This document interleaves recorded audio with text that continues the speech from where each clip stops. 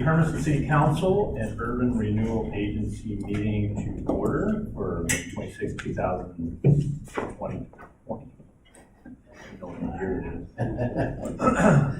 all kind of just blends together right now, doesn't it? For everybody's information, it is a public broadcast. We are on YouTube. We also have a participation opportunity through the Amazon Chime platform. So if you are listening, would like to participate, or you're watching and you'd like to participate, please dial in the phone number 1-855-552-4463 and use meeting ID number 248-308-6837. Your lines will be muted, but during public comment periods, you will have the opportunity to press *7, right, Lily? And you can make a comment during those time periods. We have a quorum. We have one member absent this evening. Mr. Kerr. Please join me in the flag salute. I pledge allegiance to the flag of the United States of America and to the republic for which it stands, one nation under God, indivisible, with liberty and justice for all. Seems even more fitting and appropriate to recognize that it was Memorial Day weekend this last weekend. We had all the flags out, so the Boy Scouts appreciated them putting those flags out and celebrating Memorial Day for our veterans and their service to our country, so we thank them for that. I understand that it may be hard to hear back there, so everybody needs to project when we're speaking up here, but if you really want to hear, move closer. Because we don't have a microphone system in here. All right, so first up on our agenda this evening is a presentation from the Hermiston School District. And we are graced this evening by the Athletic Director, Larry Usher. Welcome. Thank you very much. Appreciate that. Yeah, Dr. Mooney asked me to come share tonight what we have going on with the district and represent the district. She's home. She's got some family in from out of town and some other engagements she has to take care of tonight. And honestly, I think she likes to make sure we all rotate and share the wealth a little bit to give an opportunity to come in and speak. But I appreciate the opportunity to come in this evening. Obviously, I think now more than ever, people are probably looking for updates of what's going on with school because, as Mayor Grossman said, sometimes we don't know what day it is either. This week, we'll wrap up our distance learning for the Hermiston School District. We did get some questions from the Oregon Department of Education. Why are we wrapping up so early? And because I think we are wrapping up earlier than some districts, not all, but we just don't know what the end of the school year is going to look like, right? You've got teachers under contract for a certain number of days. How long is it going to take to wrap up a school year, to get grades taken care of, to get a lot of the accountability things taken care of, collecting textbooks, collecting the 2,500 Chromebooks that we have out in the community, and those sort of things we know are going to take some time. And so we wanted to conclude our distance learning and get that taken care of so that we can begin working on those things that we need to. And we think there's going to be a lot of time that we're going to need the last several contract days with our teachers to probably prepare them for what may or may not be taking place this next coming fall to make sure that we've got all of our bases covered to kind of get ahead of the game in the fall. So this week on the 29th, if you may or may not have seen on social media on the district website, we are going to host an honor walk for our seniors. We're trying to think of, like a lot of communities are, as many creative ways as we can to recognize our seniors who obviously lost the great opportunity that all of our other seniors get with a formal graduation. So we've taken suggestions the district has by a lot of people in the community. We hear from a lot of people, whether it's phone calls, emails, or social media. The thing that's different is, our community is so large, and everybody says, hey, why don't you do what this community's doing, that community's doing? Well, it's a lot different when you're trying to recognize 50 graduates versus 350 to 400 graduates. So we are going to have an honor walk on Friday at 7:30. So we're going to ask that our seniors would meet at the high school in the parking lot. Of course, anything that could go wrong will, and Mother Nature hasn't cooperated, that it's going to be in the upper 90s on Friday. And we're asking that our seniors wearing their cap and gowns are going to go ahead and walk sort of in a parade down Highland. Of course, the city's been gracious enough to close that down for us. Down Highland, I think down around West Park and back down Orchard toward the high school. And I'm sure that there are going to be people lining the streets. We've asked that people do so safely and maintain safe social distancing as they see fit. but hopefully it'll be a great opportunity to recognize our seniors. Actually, just this morning, we kind of tossed around the idea of maybe trying to get a whole bunch of flatbed trucks so our kids don't have to walk, but we ordered a bunch of water to make sure they're hydrated, and I think that they're going to be okay. It took us a while to talk Mr. Spoo off the ledge of wearing formal wear underneath your gown that he's really big on, which I am too when it is a formal graduation, but I think there's probably going to be a lot of shorts and tank tops and some comfortable shoes and flip-flops underneath those cap and gown this Friday. So that's going to conclude around 8:30, and then we have a fireworks show going on at 9:30. Originally, that was planned to do something like we do for homecoming, just outside the stadium, but then we realized that homecoming is a celebration for that the graduation is a celebration for our entire community. So again, we got permission from the city to go ahead and host that fireworks show, the same one we do for homecoming. So actually, the athletic department has got the same fireworks company's going to come in and do that from the Butte at 9:30 on Friday night. So it should be a great celebration for the entire community. I know a lot of our high school seniors are excited to get an opportunity, probably to drive over somewhere by the Butte in their car and blast the radio and watch the fireworks. So it should be a lot of fun. The following week is going to be a busy week for our staff and our students. June 1st, 2nd, and 3rd is going to be our collection time, right? That's that usual weekly checkout time for when you were in school or if you were an educator. Kids are going to be coming into the building, handing in textbooks, paying for anything they need to get paid for because we haven't seen them in three months, handing in their Chromebooks, cleaning out their lockers. That's a big deal as well. Handing in their spring uniforms that we handed out that never got to get played in this spring. That's going to be taking place as well. We put out a scheduled alphabetical order that our kids are going to be able to come in. We're going to only allow a certain number of students in the building. We're going to have certified and classified staff in the building kind of helping direct our students on their way. I know they're going to want to hang out in the building, and we don't blame them, but we're going to want to get our kids in and get their business taken care of and get them out soon. We're going to watch students in the building on that day. And then next week on the 4th, graduation. So our graduation should be, it's definitely going to be different, but it's going to be unique for our kids. We plan on starting the graduation ceremony at 6:10 p.m. in the main commons of the high school. It's going to be the longest graduation in the history of Hermiston High School. I can guarantee you that. We're going to bring students and parents through our building 24 at a time. And our parents will, so each student, if you haven't heard, each student is allowed 2 guests to graduation on the 4th. And they are going to graduate in alphabetical order. So for example, the first student, the first senior in alphabetical order received a ticket with the number 1 on it and received 2 more tickets for 2 guests with the number 1 on it. We will call out those numbers outside the building. We will allow those first 24, maintaining safe social distancing, to line up in our hallway. The graduates will cross the stage in the main commons and receive their diploma. It'll be live streamed. Shortly before that will be all of the senior speeches that we normally do as well. When a senior walks across the stage to get their diploma, their 2 guests, possibly 2 parents or guardians, will be walking into the commons. We'll get an opportunity to see them receive their diploma from Tom Spoo. They will get some photo opportunities, and then students will leave and they can meet up with their parent outside the building after graduation is over.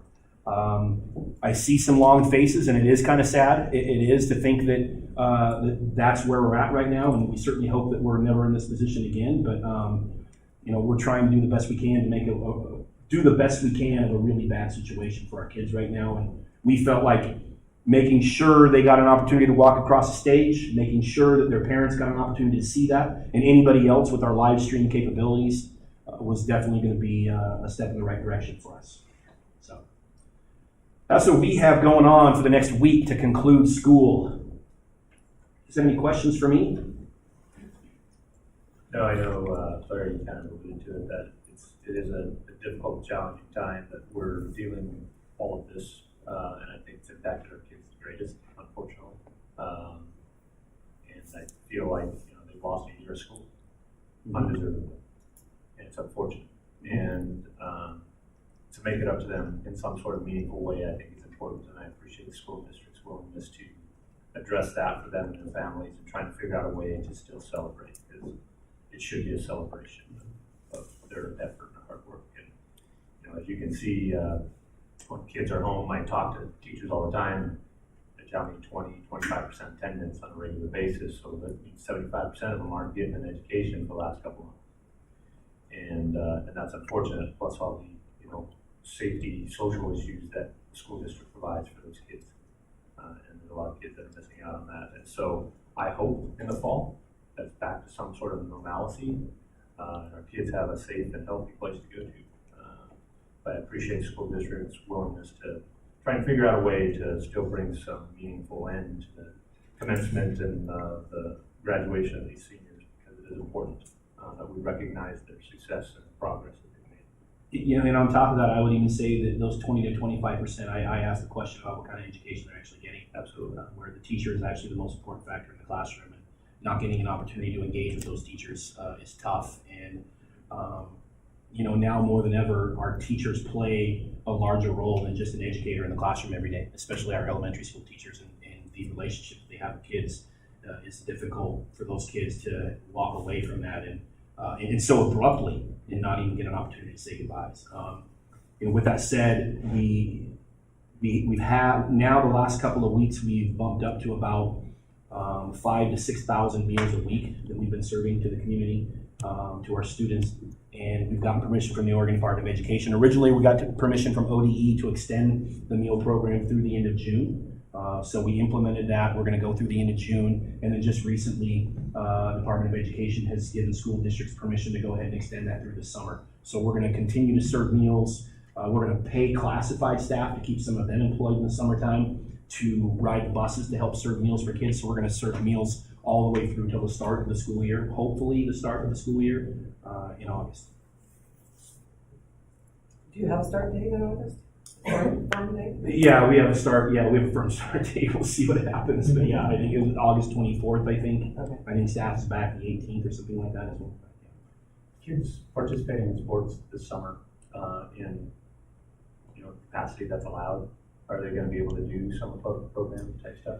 Chief Hermiston and I were just talking about that in the back of the room. We are in a unique situation, in the fact that that we're in the state of Oregon and we play sports in the state of Washington. I was kind of hoping we would never be in a rough spot with that, and maybe it's a good spot for us in the situation. As of right now, there's absolutely no word about what can and cannot go on as far as athletics is concerned. All I know is that we can begin summer learning as soon as we conclude our school year. So our school year concludes on the 29th. Summer learning can begin on June 1st, and we're going to do everything we can to try to get some of our kids in for some exercise on June 1st. I think the physical and mental health of some of our students right now is probably even larger concern than their education.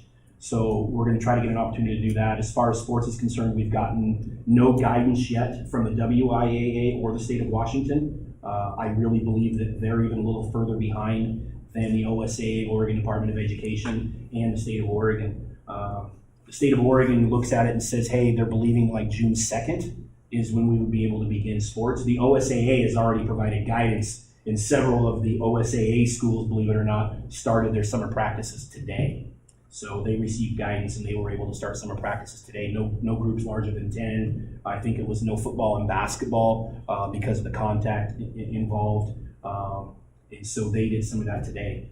People have asked me, hey, where are we at with some of our sports? Where is it going to be in the fall? We don't know. There's a lot of options, I guess, out there right now that are being discussed. Some states back in the Midwest have flipped their fall and spring sports, and they've already made a decision that's what they're going to do. That they're going to do non-contact sports in the fall, and they're going to do contact sports like football, volleyball, soccer in the springtime. So they're going to move those back further, which I think there's some value to that. I think logistically it's not going to be easy. I don't know that football would start on time anyhow. I know that we certainly couldn't do summer football because we don't have football helmets, because all the factories that recondition helmets have all shut down. And so nobody has football helmets right now anyway, so you wouldn't be able to play football this summer if it was open for contact this summer. So there are a lot of other logistical issues involved. We don't have any answers right now. What's going to happen? We're hoping that we get an opportunity to get our kids in. The value involved in athletics and activities for our kids is unbelievable. And I think it would probably go a long ways in healing for some of our kids and family in our community. It'd be great to be able to Phil Kennison Stadium back up on a Friday night after everything we've been through in the last several months, but time's going to tell here in the next couple of months. I think it's really nice that you're including the community in the graduation efforts that you're working on. It'll seem more like a party atmosphere for the kids, you know. That's what we're hoping. That's what we're hoping. When the graduates leave when they leave the main commons, we're gonna have a gift bag for them with a shirt. Project Graduation raises all kinds of funds to get stuff for the kids. Athletics buys T-shirts all the time for our programs and whatever else. So Athletics went and bought all the senior shirts this year. So Project Graduation, I think they're gonna hand kids cash or like a Visa gift card, so the kids will just have some money to spend. And some of them need it. There's unfortunately not a lot of jobs out there for them right now, and if there were, they all got snatched up early because a lot of kids started summer break on March 13th, and so there's going to be a gift bag, and it's going to include their diploma, T-shirt, some other gifts for the kids once they cross that stage and get their diploma and head on out in the real world, whatever that brings. Yeah, right. And to that end, Larry, I thank you so much, and I commend the district for even having the graduation. I know, there's a lot of people hurt, even at the fact that graduation might be altered, but the fact is, in order to have a graduation, this is the safest and probably the most accessible way to be able to do it. I know personally myself, when I graduated high school, I was the first from my family, and I know that there's probably a lot of Hermiston students that might be the first from their respective family to graduate. And not only that, but I think it's really important memory to keep as a family. And so, to even have the graduation and have the pictures, those are memories that last a lifetime. And I'm really happy that the school district and the community can come together to put forth a plan that's safe for our community, but that also is reflective of, the accomplishments that these students have achieved up to this point. Yeah, thank you. Appreciate that. And a lot of credit obviously goes to Tom Spoo and Dr. Mooney, and I think Dr. Mooney's even been criticized a little bit around the state for bringing kids into our school for a graduation ceremony, believe it or not. Although we're going to do one kid at a time with two parents at a time, I think it's something that the other side of the state probably sees is maybe somewhat controversial, and she's stuck her neck out and said, we're going to do it because it's going to be what's best for our kids in our community. And we're really excited that we get an opportunity to do that. We're excited that we don't have to have a drive-by graduation with people not getting out of their cars. Yeah, we'll pass along our appreciation and thanks, Mr. Spoo and Dr. Mooney and your school board for being creative and trying to figure out a solution to celebrate these kids' success in graduation. So I hope to God we're not watching football in the spring. Yeah, just hope we get to watch it at some point. Anything else for me? I'm gonna say Yes. thank you. I really appreciate, like a citizen and like a leader, that the school district is willing to continue the program for lunches, breakfast and lunches. A lot of the children here in our community, they go without food, and the only food they get is the ones they get in school. And I don't know if the program with the backpacks, what happened to that program, but they used to be on the weekend. It still happens, yeah. It does. Friday, that they put some food in the backpack and so I really thank you, like a leader and like a citizen. Yeah, you're welcome, and I'll tell you what, every administrator in the district got an opportunity to ride those lunch buses for about 6 weeks. And I rode the lunch bus just about every day for 6 weeks, breakfast and lunch. In some districts actually made the decision that they go every day at lunchtime and they give out a lunch and a breakfast for the next morning, because the breakfast is non-perishable, with the exception of the milk. They got to refrigerate, but it's a little box of cereal and possibly a piece of fruit. So we bounced around the idea as well. Why don't we just send one route out?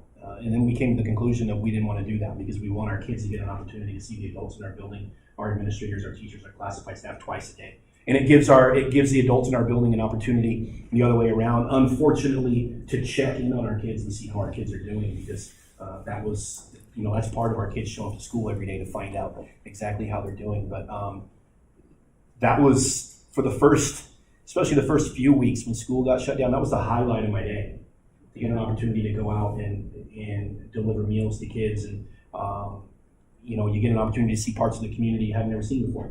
And I'm sometimes a little bit ashamed to say that I haven't seen parts of the community, and I've been here for almost 20 years.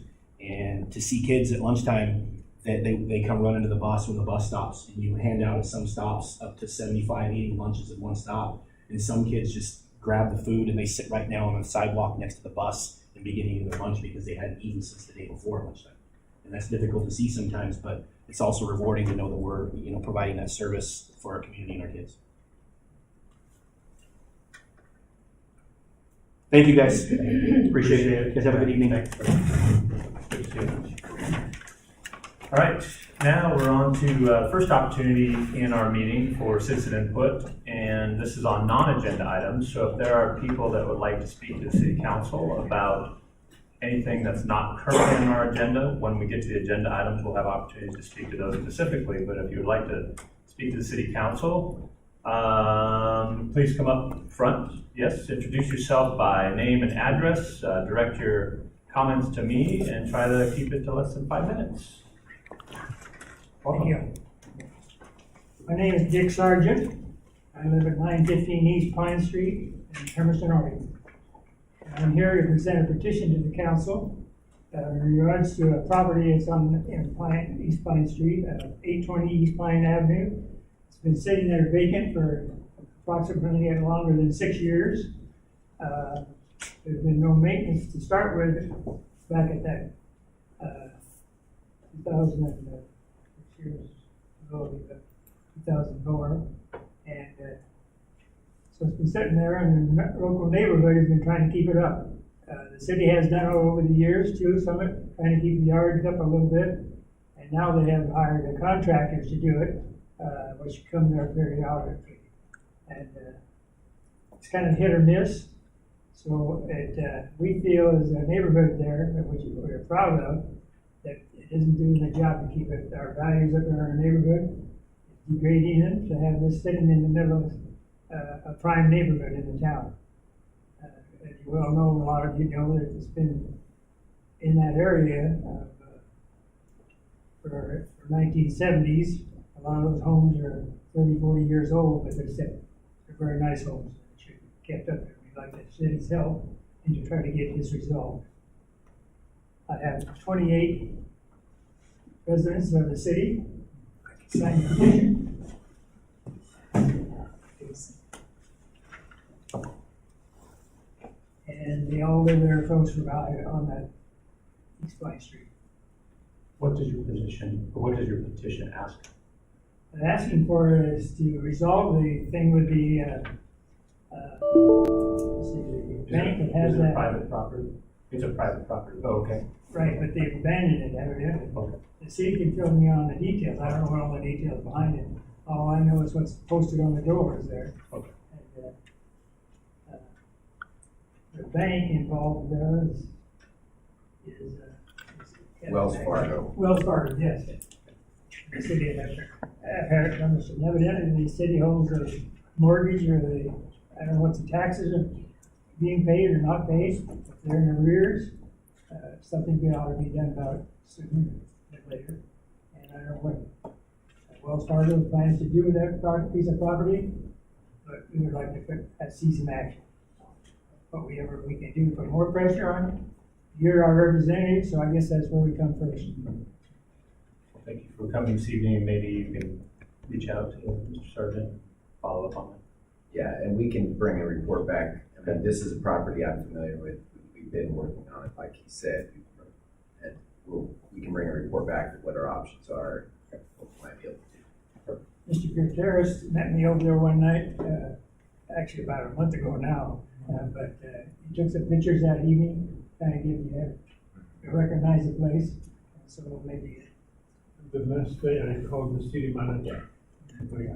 Right, and I know our code enforcement's been working on it, but there's some intricacies that make it difficult, so we'll come back with that. Okay. And the code enforcement has done a very good job. I met with her several times, and she really got back to me and very pleasant to work with, and so we hope to keep that relationship going forward. Nice to have those people on staff, and I'm glad the city has taken the initiative to hire those people to make sure that we're addressing an issue just like this. So thank you for bringing that to our attention. Any further questions or anything? Thank you. Thank you very much. Others that would like to speak this evening? Pardon? I was just asking if there are others that would like to speak this evening. Yeah? Al Davis, 2282 Northeast 8th Street.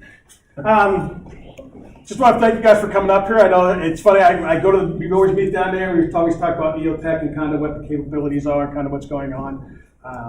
Today, the last couple of weeks, we've kind of trying to get started and running up again a little bit, what we can and what we can do within the guidelines of social distancing. Luckily, we're out here, so we have 40 acres to distance ourselves from a lot of things and doing that. One of the things that has worked out well for us here, as you've noticed, you guys come up on a day when we have a barrel race. And we've had, this will be our third or fourth one in like the last 2 weeks. So we are doing the best we can with what we got.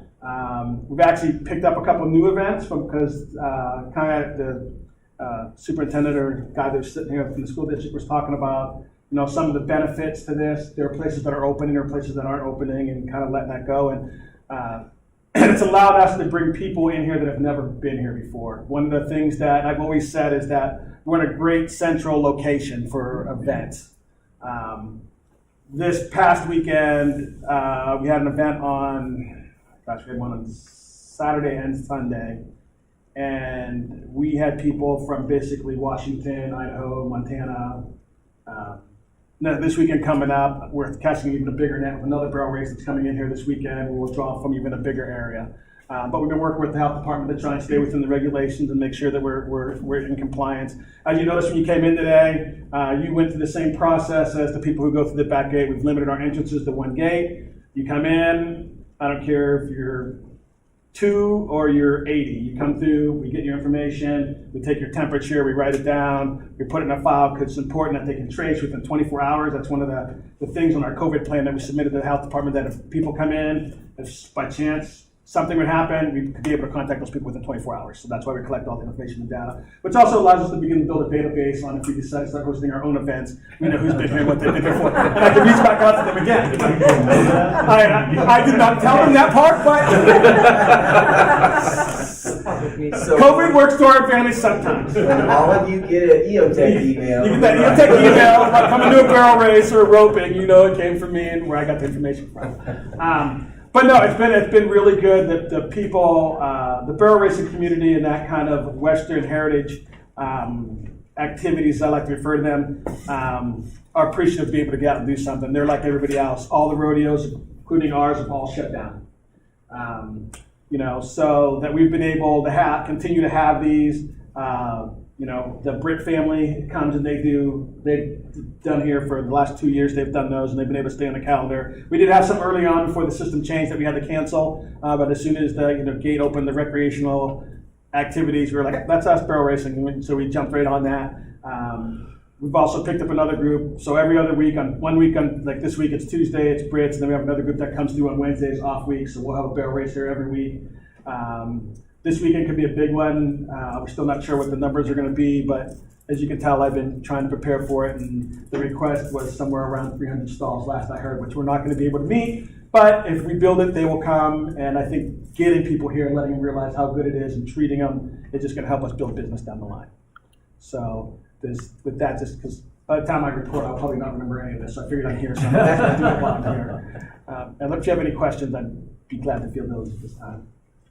Kind of hoping that's not like a course. It's me, right? I would no.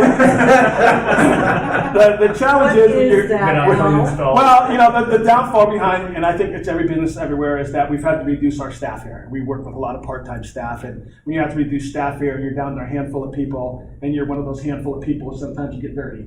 That's what happened. We were moving panels today, and panels of water, and I picked one up, and it just wrenched all down my arm and sleeve and whatever else and back, and I never get to go home, so you get what you get. You get all this beautifulness in one spot. Well, I appreciate your creativeness, Al. I appreciate your hard work up here and trying to provide some sort of revenue to keep the lights on during the situation. We were also lucky enough, like I said, I forget things. We were also lucky enough that we did receive one of the SBA loans that were out. We went after those. One of the benefits to our structuring on how this is structured is that we qualified as a small business.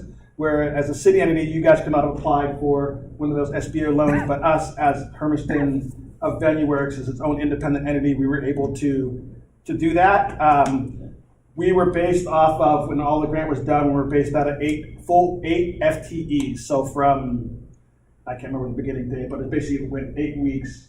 We could still keep all our staff here, for most of our staff, for 8 FTEs. That'll expire here, I think June 6th. Then we'll try to take the next step to see what we can do to try and keep some of our guys around. I hope so, because otherwise I got to work a lot harder, and it's going to be hot out, and I'm not feeling it. So, but yeah, we're trying. We're upset. I say we're upset. We understand the fair. The fair is what's happening. Already what's happening. But the flip side of that, it's given us an opportunity to do some stuff and some maintenance and get our grasses up to where we really want them, where they're really good, and we've been able to do some spraying and some other stuff. Just trying to get things caught up and kept up, and I hope next year when the fair and stuff comes around, you can look at a real grand opening, because the first year it opened, you were still pounding nails, and it was kind of hard to celebrate a grand opening when you're pounding nails at the same time. So hopefully with the advisory committee, and as you begin moving, there's some plans and stuff that we're going to be able to, if you remember, there's 8 weeks there in the middle of summer where we're basically go black. Well, now we're going to be able to do some more stuff and try and do some creative and try and, do some upgrades around here and get things going. Maybe starting with it. So Al, as far as the garden that was going to be installed, is that still going to be done this year? That's going to start June 1. Okay. Doug, Ben, I just talked to him a couple days ago. He's looking at getting that project started on June 1. Okay. Any other questions? I like Thank your you, Al. imaginative things that you're coming up with. We're trying. Keep it up. Otherwise, I got to sit here and look at my employees, and they're not as pretty as I am. So we got to find things for them to do, or they get bored. We'll keep them busy as well. But feel free to come back anytime. Don't let a virus pick when you come. You can come when we don't have viruses going on. Feel free to have your meetings up here, and we'll work from there. I'm going to go get dirtier now. Others that would like to speak?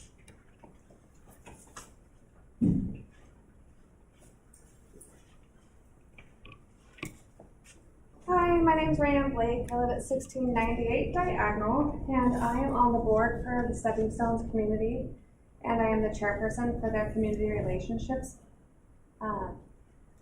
Some things that we've been working on since the last city council meeting is I am building out a Facebook page with the help of my husband, who specializes in social media marketing. And we are building our web page, and I'm working on the process of starting or putting together a community event that will take place on the grounds where we plan to build the Conestoga huts, so that the people that have businesses around there can come into the community, see what the fencing looks like, and talk to us on a one-to-one basis and kind of get more intimate with the project instead of the big what ifs that are floating around when I'm reading the emails from different business owners that are around the Agape House property. I reached out to Eugene and Walla Walla about the concern on if it will bring more crime to the area, and neither one of those communities have seen an increase in crime. I know that there's a gentleman in town that's worried about that with the current population of homeless people that visit the Agape House, but that's a problem that already exists, and I believe that our community having better security and a guard there will actually detract from that sort of activity. Another question that's been asked is if it will affect the property values. I looked up properties around the Eugene facility and the Walla Walla, and I see no negative impact on property values of the surrounding properties. And we're in a semi-industrial location here in Hermiston, so I really don't think that's a valid concern. The other big concern that we keep hearing is if we build it, will they come? And that's a valid concern. If you are homeless and there is a chance for you to get a Conestoga hut, that is yours. Of course it will be enticing. But we have a homeless population here that it will be first come, first serve. So when our huts are full, our intent is to keep them full until those people aren't homeless anymore. So it would be a huge risk for a homeless person in Portland to move to Hermiston to get on a waiting list for 6 months to get into a Conestoga hut with no heating, no air, when there's facilities in Portland and the other communities around us that offer the same things. The other thing that I found really interesting is I called all of the low-income properties in Hermiston to find out what it would take if I was homeless tomorrow to get assistance and get into a house. And the shortest list was 10 people long, and it was an 8-month wait until they even had a vacancy coming. So I think there's a huge need in our community for these people to have a step up, which is what our plan is. We don't want people to move into the Conestoga huts and live there for years. The plan is to help them take the steps to get out of homelessness. I worked for a company in Boise called Northwest Real Estate Capital Corp, and they actually have a low-income property here in Hermiston. And the gal that I worked under there put in grants and built a community computer center in some of our apartment complexes. And the rate that those people were able to learn the skills to get a job, to get out of low-income housing was astounding. It was such a benefit. So if we can do that with homeless people, think of the benefit to our community instead of, oh, there'll be more homeless people here. Yeah, but what happens if in a year those people aren't homeless anymore? Because Walla Walla is seeing a 67% success rate with their clients no longer being homeless after coming into their Conestoga huts. So that was all I had. Does anyone have any questions for me? What's the status on updates again for this project? So we're in the process of working on the language changes that need to happen to the zoning code, and that will go in front of the planning commission. Clint, you have a date? I'm thinking probably July. July, Okay. and then that would again come to council after that. So I know that you guys are formulating the board. Yep. And you added a new member. Mr. Rod Harden. So we do have a city council representative on participation on your board. So yeah, congratulations, Rod. I appreciate your willingness to entertain that. I think it's valuable for you to partner with the city on this project. If it's something that we're going to buy into and support financially and with the authority or the approval of this property, that we also have some representation there. You can bring back the messages and your progress. And so I appreciate your willingness to take Rod on. We try to dump him everywhere we can. He'll be a great member for you. Awesome. Thank you so much. I'm also willing to, we're able to take our bus we have and transport the city council and we have over the wall and take a look at what they have there. So that's my offer. Appreciate it. When is your community night you're going to host? We haven't set a firm date yet. We're just in the very beginning plans. I need to go and meet with some of the business owners around the property and get a feel for if it would even be something that would be worth our while. But as soon as I have a date, I can let Rod know. Okay, perfect. Yeah, okay. I guess, thank you very much first and foremost. One of the comments that you mentioned, one of the questions that I asked the previous time that Stepping Stones was here was about internet access and really that phase 2 of getting them out into the community. Mm-hmm. So I think if you could bring a little bit more information back of how that step 2 is going to look like, whether it's like a little bit more training or internet access for these people that are in these huts to be able to participate in job applications or things like that. I guess that's what I'm interested in as well. But I guess thank you very much for the information. This is so much more information that helped at least me piece together a little bit more of how I view this going forward. We're going to start working on the details of step 2 in the next couple of months. And so as soon as I have a solid plan for what that looks like, I'll be happy to present it to you guys. So your Facebook presence or your web page presence, will it have like a frequently asked questions section? Yes, and that's actually what we're going to start with, because when I talk to people in my group of people and in their groups of people, they're like, well, how's it going to work? Mm-hmm. So instead of me answering all of those questions and then it being parroted out to the community, if we just build a website and people can go there, because people of my generation, if it's not on Facebook, it's not happening. So I think if we can build a strong social media presence and have a strong website presence to back it up, then a lot of those questions can be answered. It'd be good to have a forum for opportunity for conversation too, yeah. To see if there may be some questions people would like to ask and would like an answer to, and maybe something that somebody else is thinking of. So that would be a nice way for the community to find out more about it, and helps to break down barriers and eliminate fear, I think. Right. And also, the information is correct. It doesn't go from person to person to person and change. And So- that's what my Yeah. thought is too, is if we can just build a place for all of the information to be there, then it's no longer the game of telephone. Right. Thank you. Did you have something else, Alan? Yeah, I got a question. Are you planning to write a grant? Some of the homeless people, sometimes they don't have the ID to apply for services. You planning to write a grant that when you have the money to help them get a birth certificate, not the first tenancy now. And after getting the birth certificate, they can go to motor vehicles to see if they can get the ID card and a social security card. You know, we don't have a solid plan on that, but that would definitely be part of phase 2 because you're absolutely correct. Those people don't have the documentation they need sometimes, or they had it and they've lost it, or they don't have a mailing address to even get it sent to them. So as part of phase 2, that would definitely be something we would have to look at helping them with as part of the process. Thank you. Yep. Others?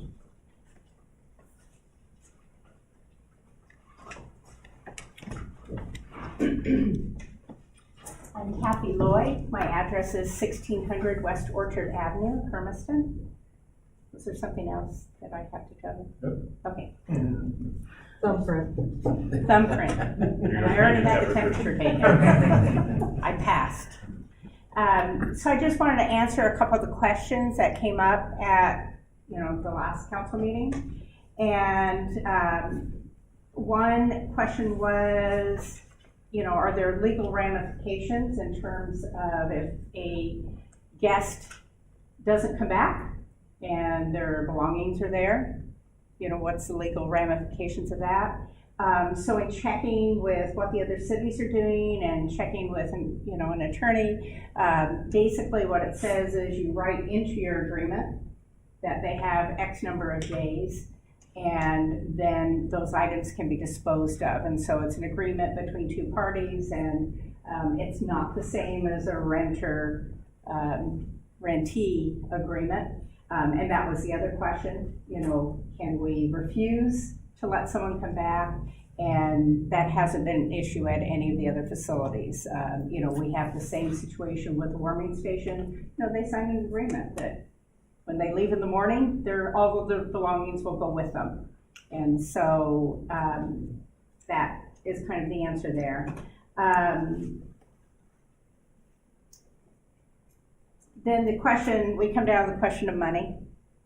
And so what I looked at was what the costs are to open. Right now, the cost to open without having a shower laundry unit, that's kind of on our wish list, but it doesn't necessarily have to happen that first year. The cost is $139,650. Out of that, we have raised $73,750, and that leaves $65,900 that we would still require. That's without us advertising. That's without us doing any, grant applications, because we just now have the full board. So we do have a full board. We're excited to have Mr. Harden as our liaison with the council. It's great to have that input. He's got a long history in Hermiston, so that's helpful to know. Yes, he does. Yeah, well, hopefully. But without advertising, I have 4 individuals who have pledged $1,000 each. I have a business that's pledged $10,000 a year.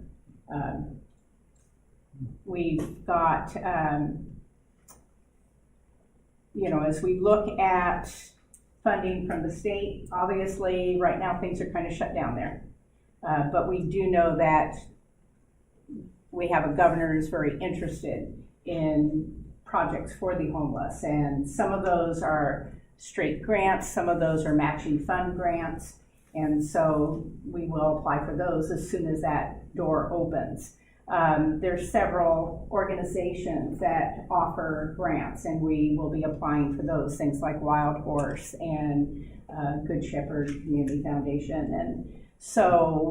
And we've got an experienced grant writer, so hopefully they'll be well written and well received.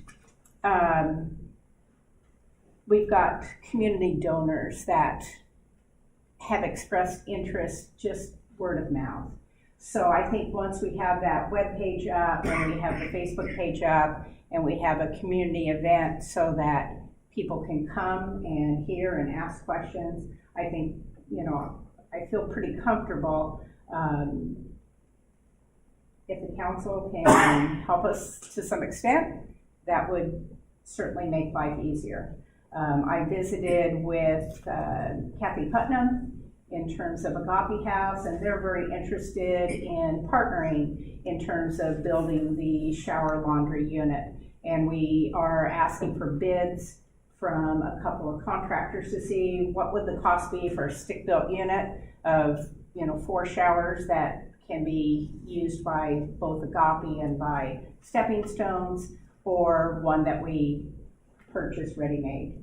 So that was kind of addressing most of the questions that you indicated from last meeting. Any further questions? Any other questions? Thank you, Kathy. I know this is a fleshing out process and you're still building on a skeleton and trying to put the whole person together, but just as more information becomes available and you can fill us more in, I think we have significant amount of time between now and when this happens, so we've got time on your hands. But keeping us more informed, keeping the community more informed, kind of like I said before, breaks down those barriers and the intimidation of having a site. And going back to your question about that next step, phase 2, that's the part that I like the best, and that's the part that Walla Walla is experiencing a lot of success with.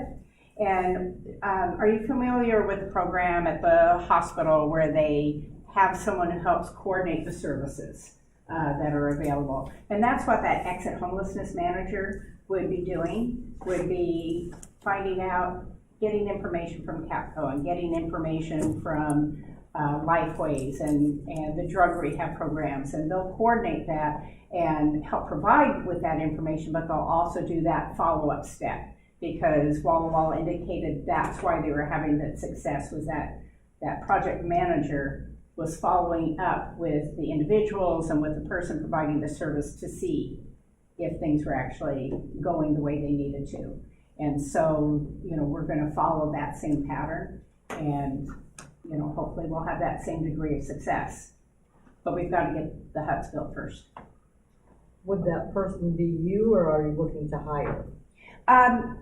I'm guessing that I put myself in as the committee head for that because education is my background. Mm-hmm. But hopefully we'll get to the point where we'll be able to hire. So. It's expect to have some long-term committed to the job, pay them. I think that's the part of the project that's the most exciting, that we all are looking forward to, is hopefully transitioning people from homelessness into productive community participants. Well, thank you for your time. Thank you. Feel free to phone up questions through Rod or contact me directly. Either way is fine. Thank We you. don't have any problem. We'll write it down. Others here tonight, I would like to speak to the council on non-agenda items. So there was a consent agenda, A through D. I was going to ask the council, because we have an executive session coming up here in a second. Does the executive session need to precede the ordinances resolution section? No, it really only needs to precede the other section. Okay, so I know under other we have A and B to talk about, and I know one of those persons is going to be waiting to participate is going to have to wait for a long time to talk. I was just thinking about being courtesy and moving that up. Would that be a problem? Does council have an issue with that? Okay, so let's do the consent agenda and then we'll add A and B from other, right below the consent agenda item. Any consent agenda items that we need to pull? I don't think so. Okay, seeing none, can I get a motion to approve consent agenda items A through D? So moved. Moved by Ms. Davis, seconded by Mr. Gutierrez, that we can approve the consent agenda items as presented A through D. Any public comment on the consent agenda items? Daniel, you didn't ring my bell earlier about, hey, there's somebody on the phone. There wasn't anybody on the consent agenda? All right, nobody wanted to speak to the consent agenda. What are we talking about? What's that? Which one are we talking about? Consent agenda, number 6, A, B, C, and D. Oh, okay, I was just trying to figure out where we're at. Okay. Well, I have a hard time here. Yeah, I know, hearing here is terrible. So, did you want to speak? No, but I'm just seeing where you're at. I got Mayor, one. he's here for the I'm on right the of next way, and I don't know if we can do that. Okay. Public hearing process. Yeah. Okay, so, no comments on public hearing process, or on the consent agenda A through D. Roll call. Yes. Yes. Yes. Yes. Yes. Yes. Motion passes unanimously, 6-0. Okay, so let's talk about other items, 12A and 12B. Those are the acceptance of Mr. Kerwin's resignation. Any comment on that? Which just been presented in front of us this evening to accept it because he's turned it in last meeting, right? Right, and according to your rules, you need to have a formal Acceptance. Right. Can I get a motion to accept Councilor Kerwin's resignation? So moved. Been moved by Ms. Meyer, seconded by Mr. Gutierrez, that we accept Councilor Kerwin's resignation. For those of you that are here this evening that aren't aware of why Councilor Kerwin has resigned, he accepted a job with the Union Pacific that's taking him out of town a lot more, and he didn't feel like he could commit, do his due diligence to represent the community as well as he'd like to have because of his new job, so he has recently resigned at our last council meeting. Any public comment about that? I'll miss him. What's that? I said we'll miss him, yes. Anybody on the phone? We do the roll call. Yes. Yes. Yes. Yes. Yes. Yes. Motion passes unanimously 6-0. I would agree with Doug. We will miss him as a counselor. We said our goodbyes last time when we were here. He was a very good representative for the city of Hermiston and did a great job representing our community. Second item under 12B is consideration of appointment to fill the council vacancy. Mr. Smith. So, under the rules, you're able to, in fact, a little stronger than that under your rules to fill the vacancy. And the city advertised for those in interest beginning on May 4th. And we received one interested applicant, Mr. David McCarthy. And I believe all of you have in your packets, or even a copy in front of you, his application form that kind of shows some of his civic involvement in the community. And Mr. McCarthy is also here and willing to answer or talk. On up, Dave. So the council has a committee that normally runs our appointments to our committee structure. I think the committee, though, felt it was more important because this is a large fill, that it was important that David actually talk to the whole council, and you got to talk to him and interview this person. Everybody did, and it wasn't just the responsibility of the committee, but everybody as a whole got to participate in the interview. So all of you hopefully have read through his application, and typically we have some questions, but normally this is a different process because we're only interviewing one. So why don't you tell us a little bit about yourself and why you want to run for the Hermiston City Council or be a city council member appointee? Thank you. I live at 963 East Roper. That's in the application. I am the president of the Hermiston Kiwanis Club. I'll be finishing my year as president this year. Doug Barrick here is our immediate past president and has been so for some time. So I intend to relieve him of that. But you're still allowed to come to board meetings. And I also, as of late, have been on my church's vestry, which we've only actually been able to have one meeting due to coronavirus for when our year starts. So I've been very interested in leadership and being in the public. I MC probably about a quarter to half the events that happen, at least the ones that are city organized. I remember when we did the job fair, Byron and I somehow figured out how to MC a job fair, which I think is probably the first time a job fair has ever had an MC. And so I've been interested in that. I'm the sales manager at the KOH2 and Q radio stations here in town. And I'm also in the beginning stages of my home study process for adoption VHS. I'm currently fostering a baby girl who will be 1 year old this first week in June. And I have no intention of slowing down. Well, thank you for applying. I know your lovely wife is sitting here as well this evening. And you guys are also business owners.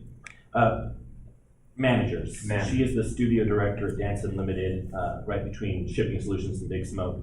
And I'm the sales manager at the radio station. Angela Purcell and Cody Purcell actually own both of those businesses.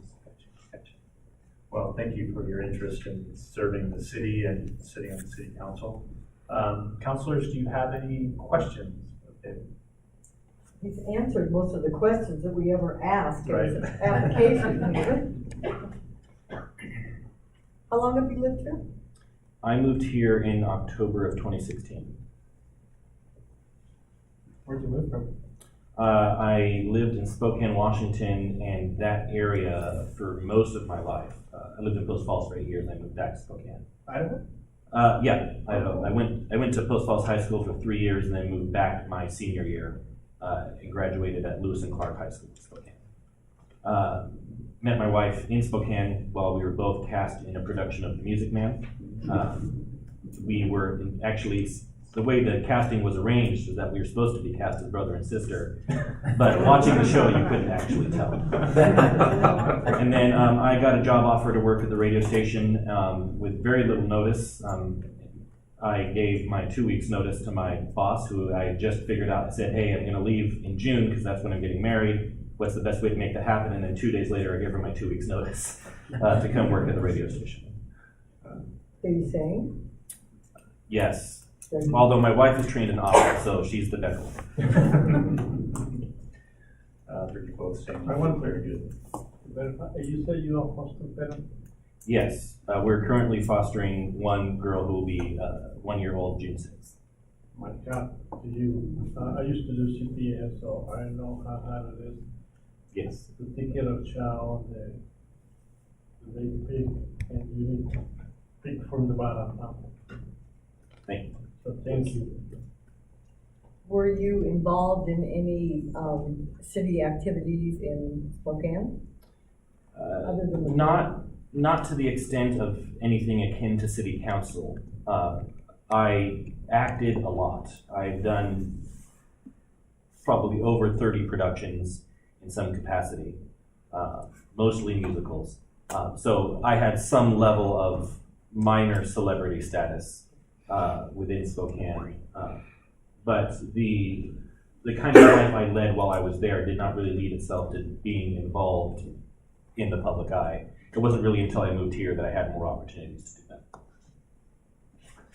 Mr. Smith, as far as process goes, how does that work this evening? We would appoint him, and then he would be accepted at the next city council meeting? How would that work? Right, we would need to kind of administer the oath of office, but you would make a decision to appoint him to fill the term, the unexpired term of Councilor Kerwin. And Councilor Kerwin's term is up at the end of this year. That's correct. Okay, so he would fill the next 6 months and then choose if he would like to run. If we didn't beat him up too bad in his first 6 months, he could choose to run for next term. I already thinking about that, yeah. All right, very good. Any other questions from the council? McCarthy, right? Yes. Yeah. Any other questions? Okay, well then I would entertain a recommendation or motion. So moved. Okay. All right. Been moved by Mr. Harden, seconded by Ms. Davis, I believe. Oh, Mr. Smith. That we appoint Mr. David McCarthy to fill the unexpired portion of John Kerwin's council position. Is that appropriate, Gary, language? Yes. Okay. Any public comment? Anybody on the phone? Star 7? None listed. Okay. Roll call. Yes. Yes. Yes, yes, yes. Yes. Okay, motion passes. Congratulations. So next meeting, they'll get to sit up here. Yep. That's correct. Okay, and that'll be we're back to our regular schedule next month. That's correct. Congratulations. So if you haven't spent any time with the city manager yet, We met this afternoon. perfect. Probably need to go through and get caught up and make sure you know where we're at, all that sort of stuff. And, I'd offer, take you out for lunch or something too, and kind of give you an update as well as where we're at as a council. Not a cheap date. Yeah. Well, there aren't too many expensive places to go. So I would offer that as an opportunity to catch up with the council. I appreciate that. Thank you. Yeah, thank you. All right, so back to the regular agenda. We are currently at item number 7, which we didn't remove any items from the consent agenda at item 8. The executive session, probably read my handout here. The City Council of the City of Hermiston will now meet in executive session in the EOTech boardroom for the purpose of discussing preliminary negotiations involving matters of trade or commerce. The executive session is held pursuant to ORS 192.6602G, which allows the council to meet in executive session to consider preliminary negotiations involving matters of the trade and commerce in which the governing body is in competition with the governing bodies in other states and nations. Representatives of the news media and designated staff shall be allowed to attend the executive session. All other members of the audience are excluded. Representatives of the news media are specifically directed not to report on any of the deliberations during the executive session except to state the general subject of the session as previously announced. No final decisions will be made in executive session. At the end of the executive session, the council will return to open session in which the audience may attend. The executive session will last approximately 20 minutes. All right, so we are recessed. How is East Ridgeway Avenue? Do I need to read this or is somebody else reading this? Okay. Yes. This is a public hearing on the City Council initiated vacation of a portion of East Ridgeway Avenue lying between the south right of way of Northeast 8th Street and north right of way of East Diagonal Boulevard, a public street. The Hermiston City Council adopted a resolution on April 27, 2020, initiating the vacation pursuant to ORS 271.130, setting the public hearing on May 26, 2020 at 7 p.m., and directing city staff to provide notice of the public hearing as required by ORS 271.110. The purpose of this public hearing is to offer any person the opportunity to testify about the street vacation. The standards for the City Council action are contained in ORS 271.130 and 271.110. The city, do I read the rest of it as well? Mm-hmm. Okay. The City Council may vacate all or part of the right-of-way after this hearing if it finds the following. 1, that the city has provided the notices of the hearings as required by ORS 271.110. Number 2, that a majority of the owners of the area affected, as computed under ORS 271.080, have not objected in writing to the vacation. And 3, that the consent of the owners of the abutting properties has not been obtained, and A, the vacation of the street will not substantially affect the market value of such abutting property, or B, the market value of such property is substantially affected by City Council provides for paying damages. The question of substantial effect on the market value on the lots that constitute the abutting properties is a question of fact for the City Council. The staff report available to the public contains a copy of the City Council resolution, a copy of the newspaper notice of the public hearing published in the Hermiston Herald on May 6th and May 13th, photos of the public hearing notice posted on May 6th that the area proposed to be vacated, a map showing the area affected, the affected area computed under ORS 271.080 and the abutting properties, these lots abutting the street to be vacated, and correspondence received by the city as of today at 5 p.m. Clint, would you confirm that this entire file on this matter is physically before the City Council? The entire file is actually part of your staff report. There are no other documents, so you do have the entire file. Okay. So the procedure for this hearing is as follows. The city council may ask questions of any person or staff at any time. The city council will disclose any bias, conflicts of interest, or ex parte contacts. Ex parte contacts are conversations about the street vacation with persons other than the staff before tonight's hearing. Following any such disclosures, any person may challenge a city council member's right to participate in the hearing, substance of an ex parte contact, and the city council's jurisdiction to hear the matter. The city council will then act on any challenges before proceeding with the hearing. So do I ask for a conflict right now? Or is that later in the meeting? Now. Now, are there any conflicts on the city council? Okay, seeing none. Now we'll proceed to the staff report. Okay, tonight the city council is considering a vacation of about 500 feet of Ridgeway. This was initiated by council motion on April 27th. This 500 feet of undeveloped street extends west from Diagonal Boulevard to Northeast 8th Street and does not extend all the way to Northeast 8th Place. So as you're driving down Diagonal, Northeast 8th Street is a basically dirt track that runs just off to the right as you're driving towards downtown, and that would be the extent of the vacation area to that dirt track. It would not go in front of any of the houses that are farther to the west.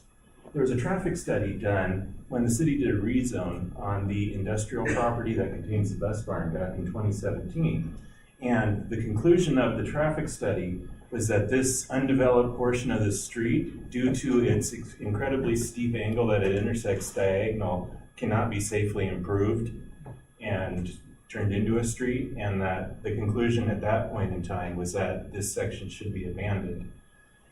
And in December of 2019, the Planning Commission approved a conditional use permit for a residential mobile home park that actually goes right through this area where Diagonal is, East Ridgeway is located. And one of the conditions of the conditional use approval was that this vacation be completed. Even though the street cannot be improved to a city street standards and used as a city street, there is one existing 12-inch city water line that lies under the right-of-way.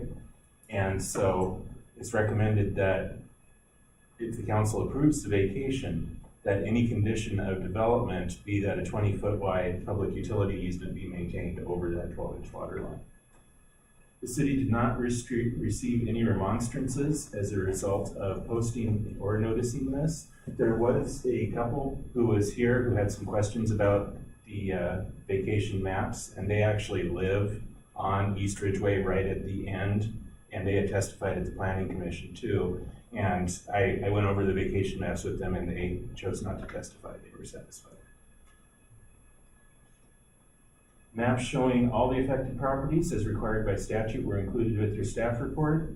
And after taking any public testimony and considering the vacation, staff recommends 3 actions: that council make a motion to approve the findings of fact as submitted by staff or as amended by council; that a motion to vacate the street with the condition that a 20-foot utility easement be dedicated over the existing water line at the time of development; and a motion to adopt ordinance 2304. We have opportunities for testimony tonight, and those will proceed as follows. Testimony in favor of the vacation will go first. It's limited to 5 minutes per person. Testimony in opposition will go second, and neutral testimony will go third. When you begin your testimony, please give us your name and your mailing address. Following public testimony, the staff may provide a summary of the issues discussed in the hearing, respond to any testimony, and answer any questions from the City Council. The City Council will then decide how to proceed on the proposed vacation. It may close the public hearing. It may continue the public hearing to a date certain. It may leave the record open for submittal of additional written testimony only, or it may determine not to proceed with the street vacation. If the City Council decides to continue the public hearing or leave the written record open, it will give the date, time, and place of the continued hearing for the period of time the written record will be left open. So, are there people here this evening that would like to testify first in favor of the street vacation? Also, we will have opportunities for people on the line if they would like to publicly comment as well. They're currently muted, When it's their turn, I'll ask them to press *7, and we will allow them to testify. So those people that are here or present in the audience this evening that would like to testify in favor of the street vacation, please come forward. Seeing none, is there anybody on the phone that would like to testify? *7. Would anybody here present like to testify in opposition to the vacation? None. Is there anybody on the phone? *7. Okay. Is there any neutral testimony? Seeing none. Anybody on the phone? Clint, can we have a staff summary? At this time, since there was no testimony and no claims of financial damage, I would recommend that the council move forward with the vacation. Council, how would you like to proceed? I would like a motion on one of the 4 options. Close the public hearing, move to adopt finding fact, and move to adopt ordinance 2304. B, continue the public hearing to a date certain. C, close the public hearing but leave the record open for receipt of additional written arguments and evidence to a date certain. Or D, close the public hearing and determine not to proceed any further with the street vacation. I make a motion to adopt the ordinance 2304. So it's been moved by Councilor Davis to close the public hearing, move to adopt finding fact, and move to adopt ordinance 2304. Any second? Second. Okay, it's been moved and seconded. Any public comment on that? Okay. So now I can move on to a roll call. Right here. Okay, let's do a roll call. Yes. Yes. Yes. Yes. Yes. Yes. Motion passes unanimously, 6-0. Thank you, Clint. Are you sticking in the, because we still have to do the ordinance? Are you doing out the findings?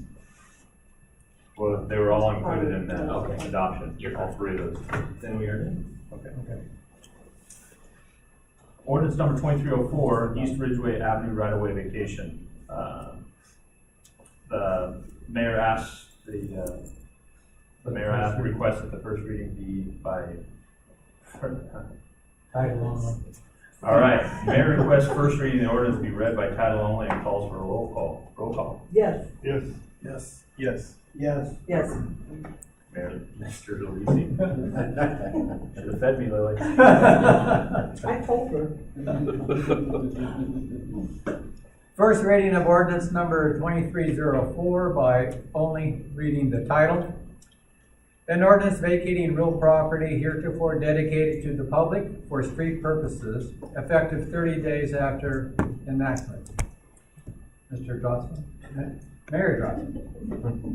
Mr. Mayor. Should have fed Mr. Luisi. Mayor requests that the ordinance be put on for final adoption at this meeting and that the second reading be by title only. Calls for roll call. Yes. Yes. Yes. Yes. Yes. Yes. Motion passes unanimously. Mr. Luisi. Second and final reading of ordinance number 2304. An ordinance vacating real property heretofore dedicated to the public for street purposes, effective 30 days after enactment. Mayor Drossman? Can I get a motion that ordinance number 2304 be adopted and become effective 30 days after adoption by the City Council? So moved. And moved by Mr. Hardin, seconded by Ms. Davis, that we approve ordinance number 2304 be adopted, that it be adopted and become effective 30 days after adoption. Any public comment? Seeing none. Anybody on the phone that would like to publicly comment? *7. Okay, none listed. Roll call. Yes. Yes. Yes. Yes. Yes. Yes. Motion passes unanimously, 6-0. Ordinance number 2305, repealing and amending certain sections in chapter 31 and 33 of the municipal code. Mr. Smith.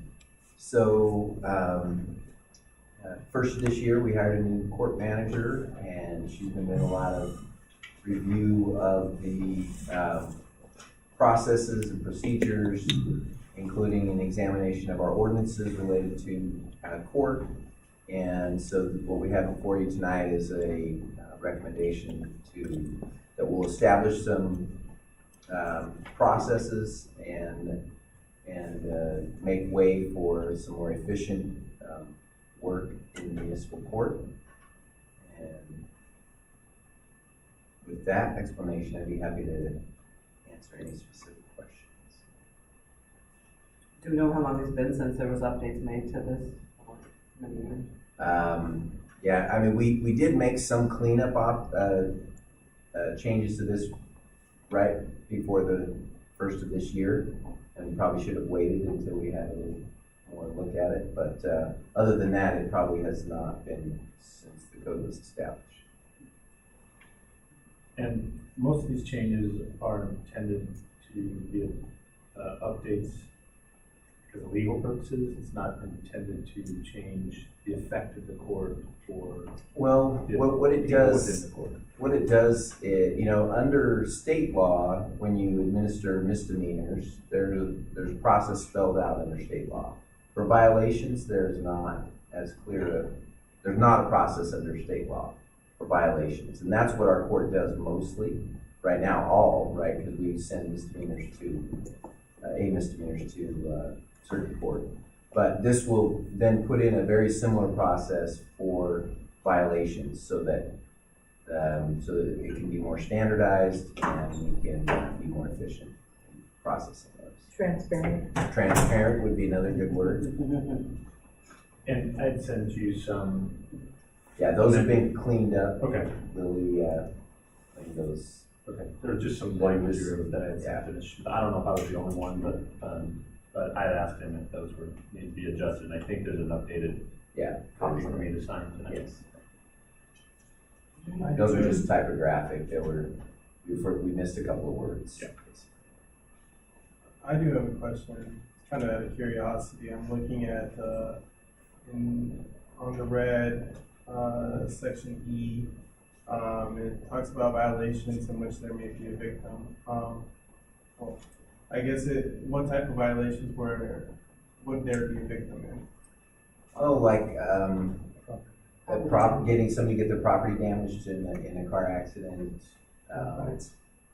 What's that? Dog bites. Dog bites. Oh, is another common. Yeah, because I can think of misdemeanors, but I guess I didn't think of any violations that came off the top of my head. I'm really happy that this provision's in there. And actually, this is something that the court and the police department have been working together on a new process to make sure, under certain circumstances, the police department will be making sure the victims are informed, and under other circumstances, the prosecutor. And so, it's been a good process to go through this and make sure that we're addressing all of those types of situations. That's awesome. I think that's great for victims to be heard out regardless of what kind of crime is committed.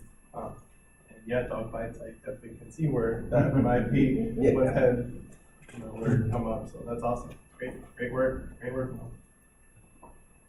Any questions, Council? Okay. Mayor requests the first reading of the ordinance be read by title only and calls for a roll call. Yes. Yes. Yes. Yes. Motion passes unanimously, Mr. Luisi. The first reading of ordinance number 2305 by only reading the title. An ordinance repealing section 31.01 of chapter 31 of the Hermiston Municipal Code, amending sections 33.35 through 33.40 of chapter 33, and adding sections 33.40, 33.41, and 33.42 to chapter 33 of the Hermiston Municipal Code relating to court administration. Mayor Drossman. And Mr. Mayor, before we go to the next reading, I forgot to address, I requested that this have an emergency clause on it. What's that in there? It is. I just didn't address as to why. I wanted to explain to the council why. So. It's not in the title.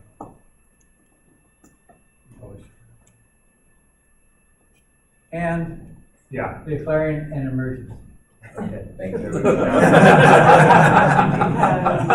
And the reason, because of COVID-19, we've delayed a number of things, and we had tentatively started to schedule them in June. And so waiting for the 30 days for this to go through would put us behind the curve as to being able to address some of these cases. And so requesting that it be immediate, so that we can begin getting everything ready for those cases coming in June. Sorry, I didn't address that earlier.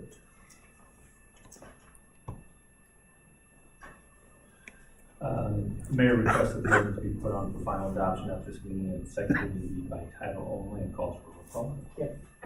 Yes. Yes. Yes. Yes. Motion passes unanimously. Mr. Lucy? The second and final reading of ordinance number 2305. An ordinance repealing sections 31.01 of chapter 31 of the Hermiston Municipal Code, amending sections 33.35 through 33.40 of chapter 33, and adding sections 33.40, 33.41, and 33.42 to chapter 33 of the Hermiston Municipal Code relating to court administration and declaring an emergency. Can I get a motion that ordinance number 2305 be adopted and become effective immediately after adoption by the city council? Second. Then moved by Councilor Smith, second by Councilor Burrow, that we approve or adopt ordinance number 2305 and become effective immediately after adoption by the city council. Any public comment? Anybody on the phone that would like to publicly comment, press *7. Roll call. Yes. Yes. Yes. Yes. Yes. Yes. Motion passes unanimously. Thank you, Molly. Yeah, and working with, I'm sure, the chief and the judge and trying to put a fairer process into place that's easier to follow and understand both from an administration standpoint and a public standpoint. So thank you for your hard work and effort into that. Resolution number 2151, support Hermiston grant applications. Mr. Smith. So in House Bill 2001 that was adopted in the 2019 legislative session, there were some requirements placed on cities larger than 10,000, smaller than 25,000. And then in House Bill 2003, there was some other requirements related to housing needs analysis being implemented by July 2021 for the first piece, which is related to adding duplexes into all of our zoning designations. And then the second one in House Bill 2003 was the housing needs analysis. The state is offering some grant assistance that we can get to hire the consultants necessary to write these new sections.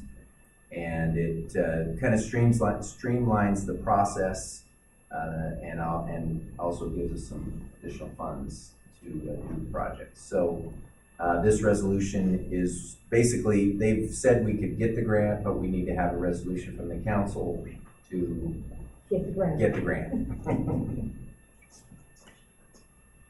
So this gives us an opportunity to have an outside contractor hired to do the analysis and put a process in place by which the city can approve. We aren't approving that tonight. That'll come back before us later. Yeah, the code changes would come back before you. This is just the resolution to hire the consultants. So they have staff time and being spent on going through that process. Yeah. Okay, and it'll all be paid for by the state and the House bill. Yes. Okay. Any other questions?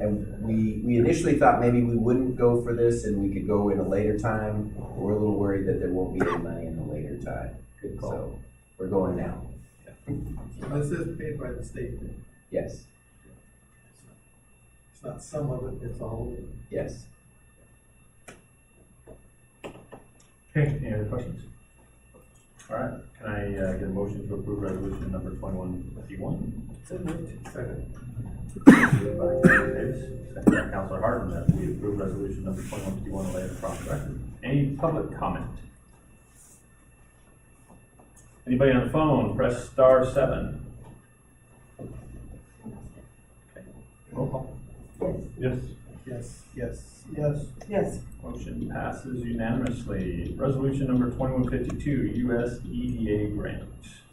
Yes, I'm gonna ask Mr. Morgan to walk you through this one. Okay. Hey, Lily, is this also supposed to be your grant? Yes. Tell us how, we'll make it work.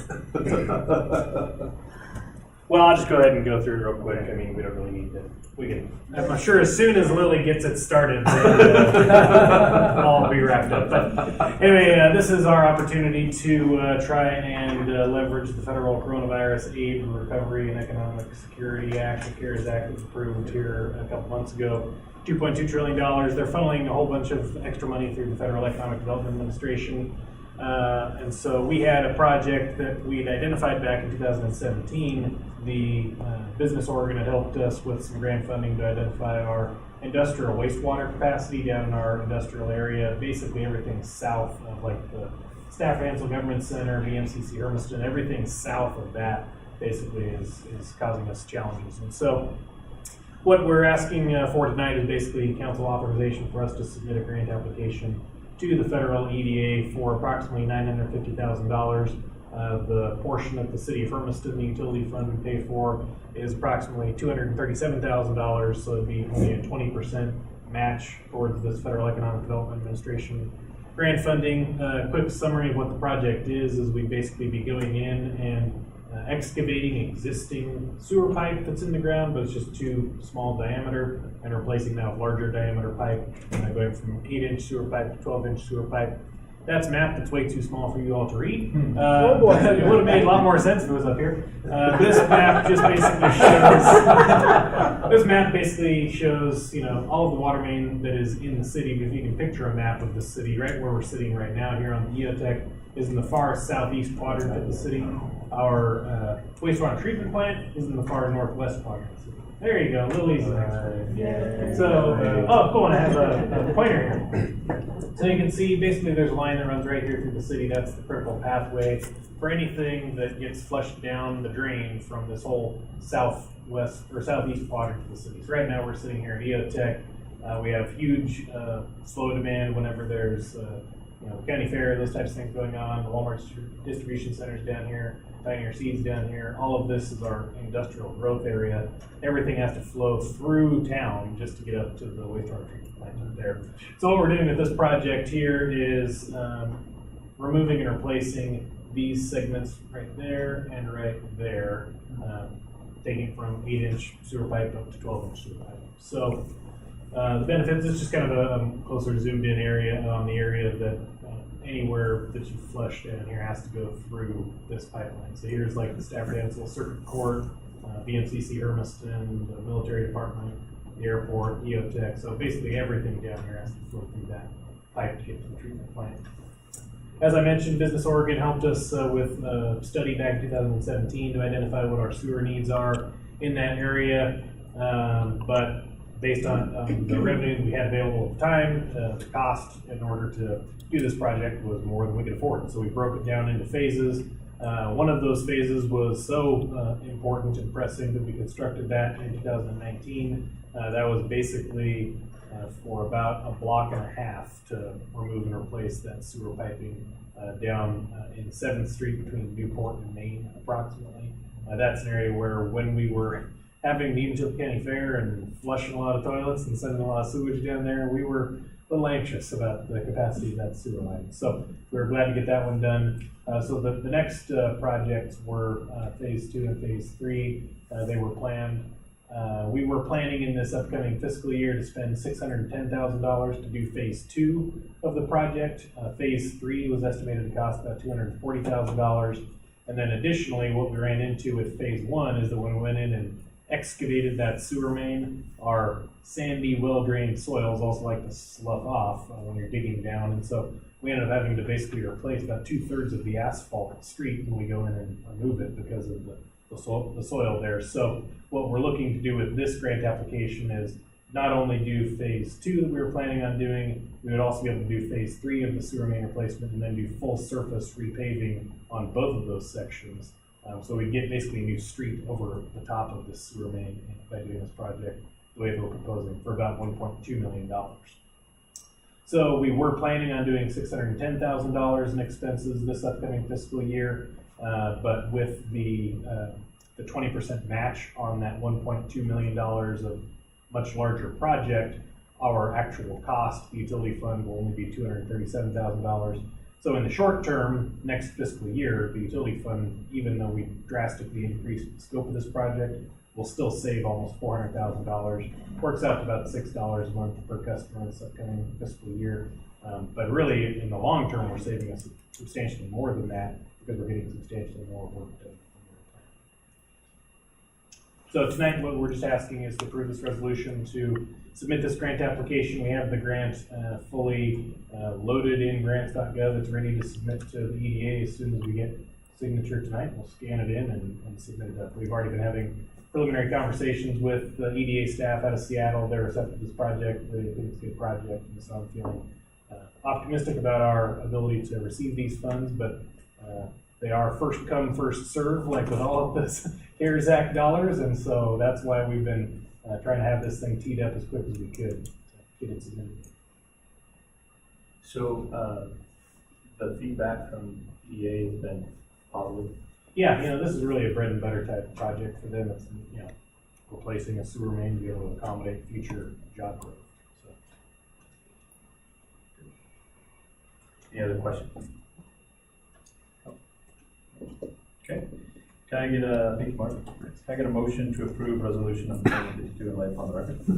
So moved. Second. Moved by Councilor Davis, second by Councilor Smith, that we approve resolution number 2152 and lay upon the record. Any public comment? Anybody on the phone? Star 7. Okay. Roll call. Yes. Yes. Yes. Yes. Yes. Appreciate Mark's hard work and effort to try and go out and tap into resources that are available to communities to address infrastructure. We all have these failing infrastructure costs, and trying to figure out creative ways to take advantage of some state or federal funding, I think, is our role and responsibility to try and bring value back to our community. And so this is one way that potentially will be saving us $400,000, $500,000 and getting almost 3 times the size of the project. So, good job. Resolution number 2153, establishing that the City of Hermiston is essential in support of fair, direct federal emergency support to reopen and rebuild local American economies. So this is based off of a draft resolution or a model resolution from the National League of Cities. They're making a big push because in the CARES Act, there's a lot of dollars that were put forward, but none of them were directly to cities, and none of them had the flexibility that would allow cities to use in a multitude of different ways. So they're asking cities to adopt this resolution. I altered the language a little bit to also call on the state of Oregon to also give cities direct funding. There's some money that was supposed to pass through the state to us, and it's been a little hard to get at, we'll just say that. And so we're asking both of those, state and the federal legislation, to get funding to us that we can use to address the needs of our community, because ours is different than others. And so that's what the resolution is talking about. So we have to be essential to do that. Well, that's the language, the NLC is using. The cities are essential. Okay. That's their catchphrase. Thank you. Good word. Well, and I appreciate the fact that you're asking the state as well. You had a advocate at the table for weeks now, trying to suggest that communities besides the city of Portland, Multnomah, and Washington County deserve funding to help us both heal from the virus and recover from the economic catastrophe that's happened. And there has been allocation to the state for that beyond cities of greater than 500,000. The rest of us, the other 270 or 80 entities in the state of Oregon, should have some of that funding that was originally allocated to the state to pass through to us as well. But this, I think, is more than that. It's reaching back out to the federal government and stating that beyond the original CARES Act, there are still more needs. And as we continue to open up our communities and roll things out slowly, it's a longer process than the original 14 or 15 days we had planned, or anybody had anticipated, and the damage is far greater than we had originally anticipated as well. And so I think this is a statement not only to our own state government, but also to the federal government to continue to pursue more investments in communities like Hermiston. Any other questions from council? Okay, can I get a motion to approve resolution number 2153 laid on record? So moved. Then moved by Councilor Brown, second by Councilor Harden, to approve resolution number 2153 laid on record. Any public comment? Anybody on the phone? *7. Roll call. Yes. Yes. Yes. Yes. Yes. Motion passes unanimously 6-0. We're going to go through, we've already done other section A and B. We're going to go on to C, April 2020 financial report. I learned my lesson. This will be brief.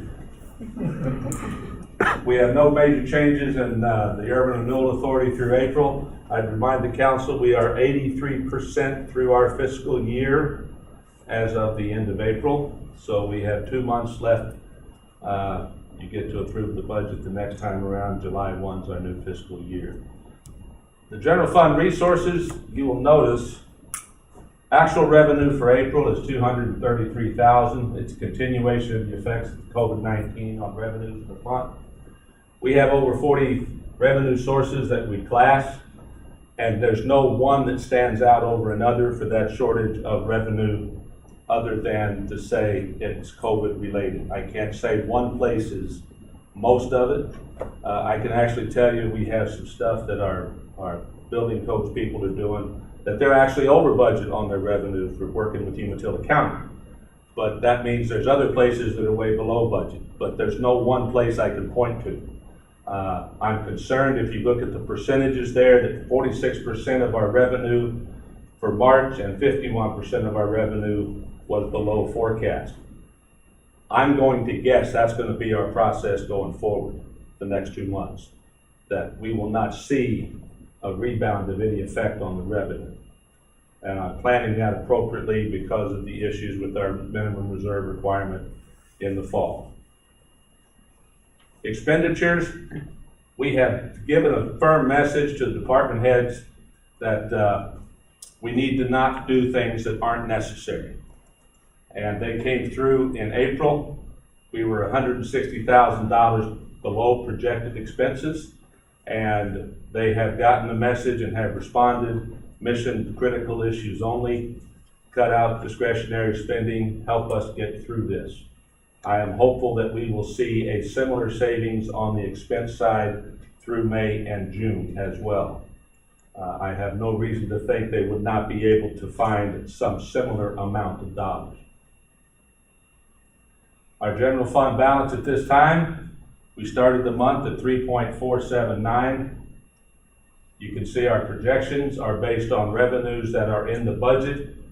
I believe both the revenues and expense dollars will be different than what you see there in the projection, but I wanted you to see what we're doing versus what I think is going to happen. As I said, on the revenue side, I believe they will be cut on the magnitude of 40 to 50%. I am hopeful that it will be offset by the reduction in the expenses as well to match that reduction in the revenue. I don't know. So I give you this as what's projected for our budget so that you can understand where we're at. Utility and street funds report, everybody's looking good. I would tell you that the utility fund, with all the work that Mark and Roy and Bill do, they're within 1% on everything. Their resources and expenditures, they are spot on managing their dollars. We have some other areas that we're in the black. That just means we're paying attention to expenditures and the resources are coming in pretty close to where they need to. A regional water fund, don't understand why they're 22% over budget, but I'll take it. And then we have our capital projects report. I believe after this meeting, I'll be able to take the water tower off of this, okay? Because it's pretty much done, right? So we have the airport improvements. Is that's still? It's done. Okay. Theater Lane is probably going to come off of here as well. And the cathodic, I got it right that time, cathodic protection is probably going to come off of this as well, because they're almost done on that too, right? So you may not have a capital projects report next month. I don't know. But whatever we're working on, we will summarize it for your benefit. And then I just post this on the investments. They had lowered the rate on April 2nd to 1 3/4. May 14th, they lowered it to 1.3 on LGIP as a percent of investment rate. I believe it will go lower before it rebounds. It may go below 1. But I think that's probably in the late June to early July timeframe. It just depends on what the markets say they believe is going to happen. And with that, I would entertain any questions you have. Mark, just wanted to state the fact, though, I know that you're concerned about the revenues, as you should be, but we're still 8% above budget on revenue. Yes, we are. And our expenses are still on par. Yes. Where we are budgeted. Yes. So it doesn't look like we're going to have any catastrophic events happen. No. What this is it's not that we're going to run out of money. My concern is the policies we have in place. And I may have to come to you, and I haven't cleared this with Manager Smith, but I may ask you for an exception for a month or two to violate our own minimum reserve policy to get us through this time. But that may happen. We're talking about other options. Yeah. Before we're gonna look at things to see if that's a last resort. Tighten up our bill. That's a good idea. Okay. Any other questions, comments? Nope. Okay.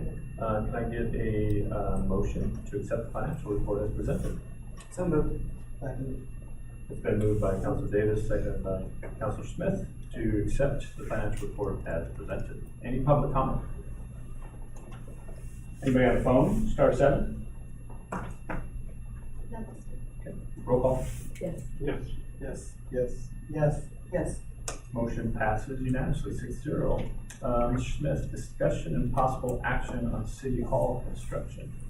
Yes, so as we were directed a couple months ago, before all this COVID-19 stuff started to happen, coming back to you with a discussion of the City Hall project, and my recommendation at the beginning is that we do continue to move forward with that project. I'd like to kind of talk about some of the reasons why I think that we should do that.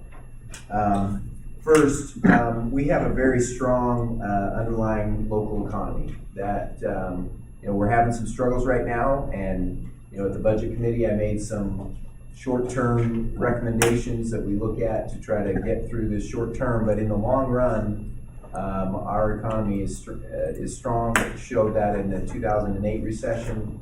The state economist is also indicating the same type of a thing for the Oregon economy and for our particular region of the state as well, that they see that we will respond, that we will have a low impact overall in comparison, and that we will we should be able to rebound strongly as we have in the past. Some of the reasons for that, unemployment claims have been substantially lower in our region. For Umatilla County, we're 10% of the labor force. In Morrow County, 5% of the labor force. And the state average is close to 20% in that area. Also the industries that are most impacted, about 35% of those unemployment claims have come out of the accommodation and food services area, and approximately 25% of them have come out of arts, entertainment, and recreation. And our workforce is only about 8% from those two regions, or those two types of the sectors of the economy. So we again, our economy is not based on those things that have been most affected by the virus.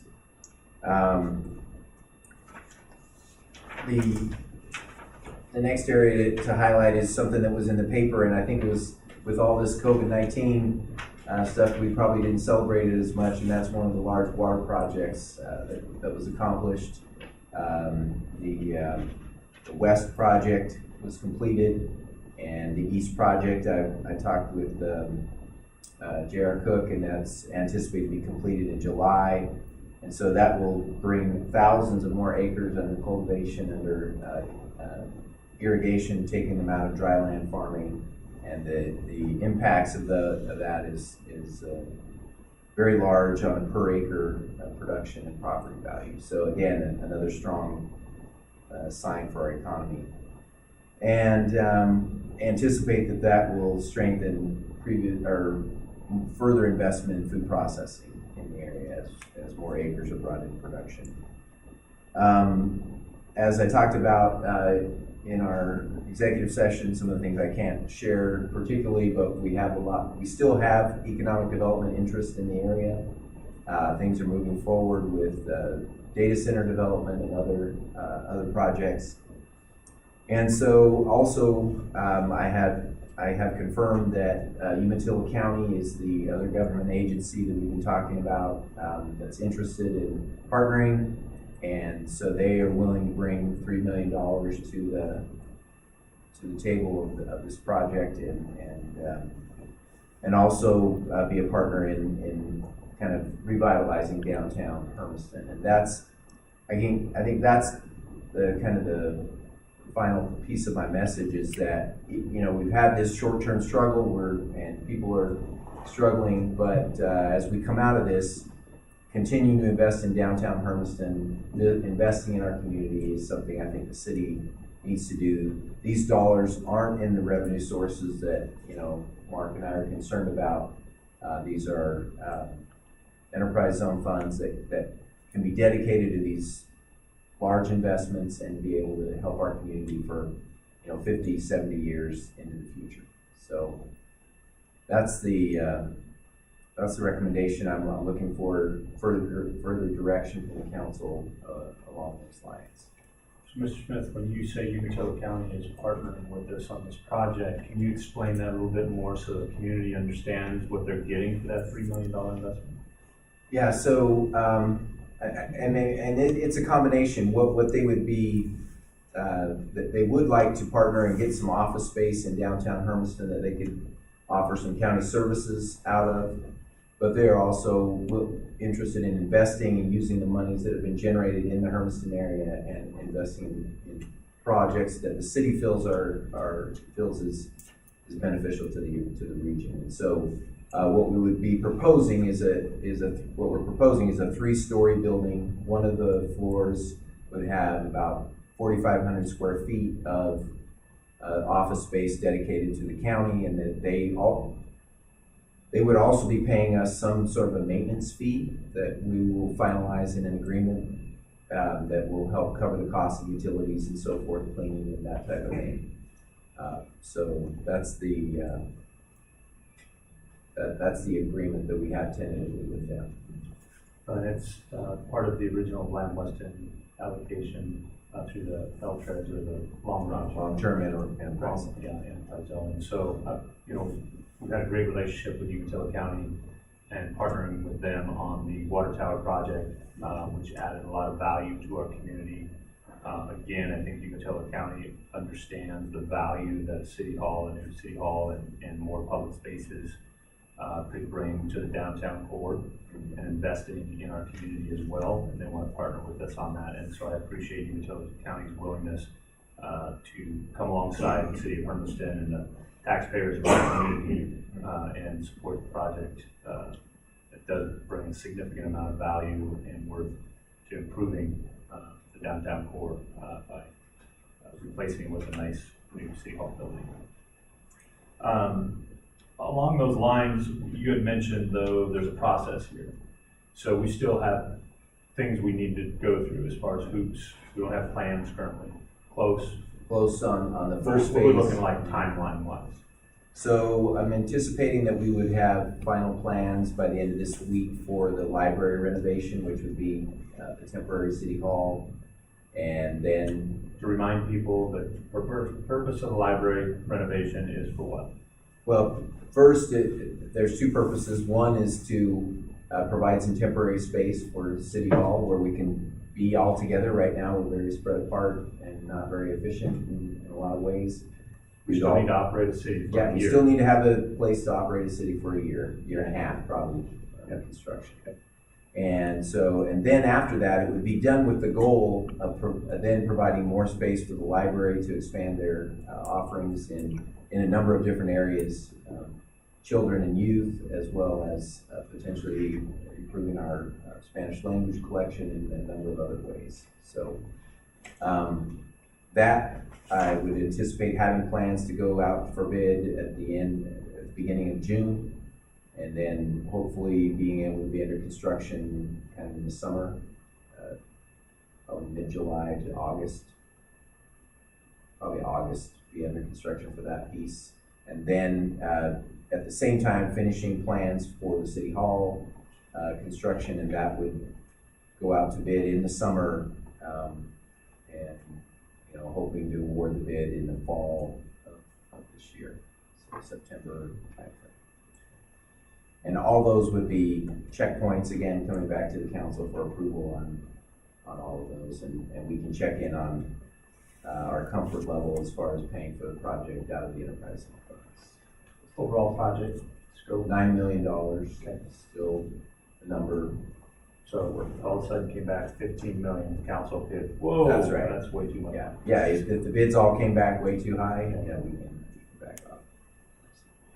Other questions from council? Thoughts? I would just say that we need to keep moving forward with the planning stages. We can always pull the plug if it gets too much. If we stop at the planning stage now, then where are you going to be? Right. We have no home. Yeah, and the other portion I didn't talk about, interest rate environment right now is very positive. It's jumped up a little bit, or it's bumped up a little bit from where we were when we talked about it 2 or 3 months ago, but still historically low. This is the time to borrow funds and that's really how you pay for large projects like this. It's very difficult to pay cash. I thought those were some very encouraging words, I guess, about our economy, I guess, relative to how, the COVID is impacting our communities. To be a community that's largely invested into the agriculture and technology, I think is very huge, and it diversifies our workforce and keeps us going in times like these. I know that we talked about the recession when it happens, so hopefully we can keep mustering through. I know we don't have as much of a tourism sector as maybe other communities do. And so I know that that's impacted other communities, their tourism, the restaurant industry as well. It was actually one of the things that I remember from Mr. Murdoch, that he said that using one-time revenue sources for capital improvements is probably the wisest way to spend money. And I think that still is probably the wisest way to go with the funds that we have coming in from those enterprise funds.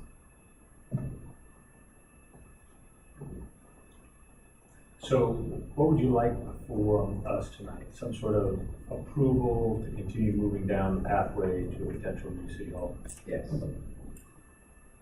I would entertain some sort of motion. Move. Second. Okay. So, can I define the yeah, so I believe what Councilor Gutierrez said was, I move that we continue to progress towards a new city hall facility as well as improvements in the library project. Accurate. Right. Then moved by seconded by Councilor Harden. Any public comment? Anybody on the line? Star 7.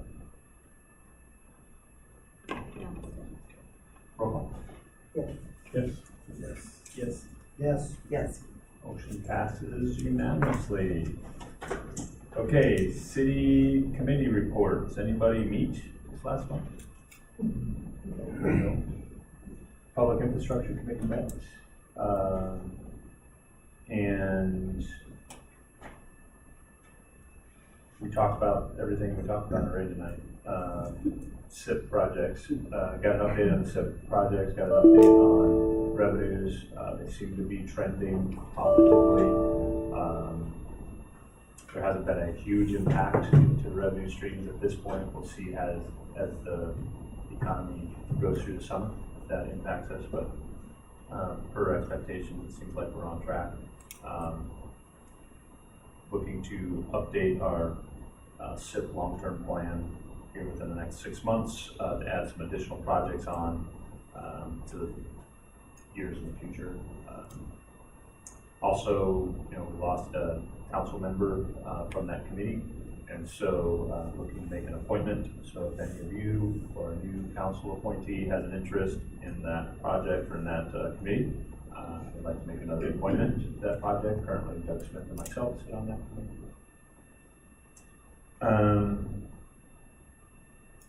One other committee that I'm a part of, the EOTech Advisory Committee. A bit of sad news, we accepted it this evening. Steve Williams' resignation. I wanted to speak specifically about Steve. Anything I've ever engaged with Steve Williams, he's very well informed. He always comes very prepared. He's very organized. The perfect guy to have as your committee chair. So I do worry about the future of our EOTech committee and finding a replacement for him. He's done a phenomenal job.